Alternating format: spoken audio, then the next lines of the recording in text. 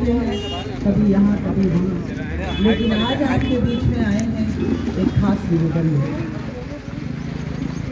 और वो निवेदन आपके मन में तो ये होगा कि शायद मैं वोट मांगने आई हूँ, लेकिन आपको मैं बता दूं कि मैं अपने लिए वोट मांगने नहीं आई। मैं वोट मांगने आई हूँ किसानों के लिए, मैं वोट मांगने आई हूँ गरीबों के लिए, मैं वोट मांगने आई हूँ मजलूमों के लिए, मैं वोट मांगने आई हूँ बेरोजगार नौजवानों के लिए। हालात जो 10 साल में हमारे भाजपा की सरकार में हुए हैं, चाहे वो किसानों के साथ जो भी नीति बनती है उसके अतिरिक्त वो रात रात जानवरी ताक के गुजार लेता है, उसके अलावा यूरिया और डीएपी इतनी महंगी कर दी है कि उसको मुनाफा कहाँ से होगा, और जो दाम में बिकना चाहिए उसकी उपज को वो बिकती नहीं। यूरिया का तो उन्होंने चोरी अच्छी खासी कर ली, 3 गुना तो दाम कर दिया 10 साल में, और ऊपर से पहले 5 केजी फिर 5 केजी करके 10 केजी खा गए, थैली 50 केजी की बन गई 40 केजी की। किसान तो मर ही जाएगा। और कोई भी ऐसी काम नहीं कर रहे हैं किसान के लिए, वो कहते हैं हम किसान सम्मान दे रहे हैं, वो निधि देते हैं ना किसान सम्मान 2000 रुपये, 2-2000 रुपये कहते हैं, हम कहते हैं 2000 नहीं तुम 4 दे दो, 4 नहीं तुम 6 दे दो, 6 नहीं, हम तो कह रहे हैं अब चुनाव आ रहा है 10 दे दो। 10 में हम तार भी नहीं बांध पाएंगे अपने खेत से। 10,000 रुपये में आप वोट खरीद लोगे, लेकिन हम तो जिंदगी भर मर जाएंगे। हमें बच्चे आगे क्या करेंगे? 10,000 रुपये में इन बच्चों का भविष्य बन जाएगा क्या? और इन लोगों की जो तरीका है बेरोजगार नौजवानों के लिए, वो अभी साबित हो गया। इनके कार्यकाल में कितनी परीक्षाएं निरस्त कर दी गई क्योंकि पेपर लीक हो गया। अभी अगर हाल में देखो तो वो जो सिपाही का इम्तिहान था उसमें क्या हुआ था, 400 रुपए लिए उन्होंने, 400 या 450, 400 60।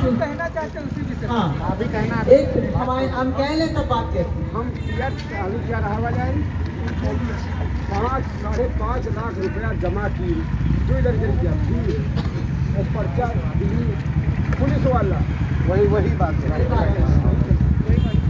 ऐसा है कि 400 रुपए उन्होंने 60 लाख बच्चों से लिया है, और 60 लाख बच्चों से आप 400 को गुणा करो, 2.5 अरब रुपए जमा कर लिए, 2.5 अरब रुपए जमा किए और निरस्त।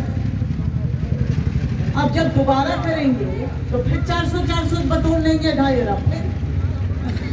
अगर तुम्हें नौकरी देनी थी और नियत साफ होती तो तुम्हारे पास 2 सेट पर्चे के होते, एक अगर लीक कर गया दूसरे से करा क्यों?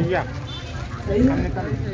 तो नौजवानों के खिलाफ है, गरीब के खिलाफ है, किसान के खिलाफ है, तो बाकी हमको क्या करना है? और ये चुप कैसे करते हैं? हमारे बहुत ही जो गरीब तबके की जनता है उसको 5 केजी अनाज कह रहे हैं मुफ्त दे रहे हैं, और उसी में संतुष्ट करना चाह रहे हैं। 5 केजी अनाज तो मुफ्त दे रहे हो हर व्यक्ति को, तो ये तो सारी सरकारें राशन देती थी। पहले 35 केजी आता था, 2 रुपए 3 रुपए के हिसाब से आता तो था। उसके साथ आपको अगर चाहिए तो मिट्टी का तेल भी उपलब्ध था, आपको चाहिए तो शक्कर भी उपलब्ध थी। प्रधान कोटेदार मिलकर किसी गरीब लड़की की शादी होती थी तो शक्कर ठीक ठाक जमा करवा लेता था। आज कुछ प्रधान कुछ कर नहीं पा रहा,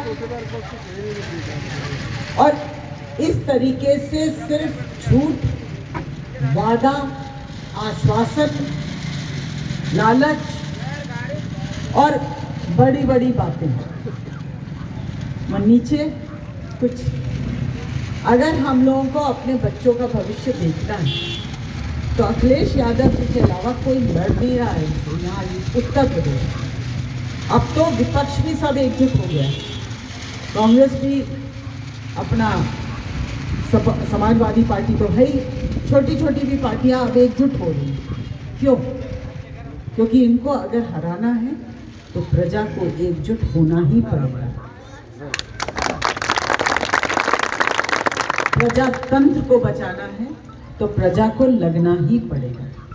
ये मेरे एक अकेले का या हमारे नेताओं का या कार्यकर्ताओं का अकेले का नहीं है।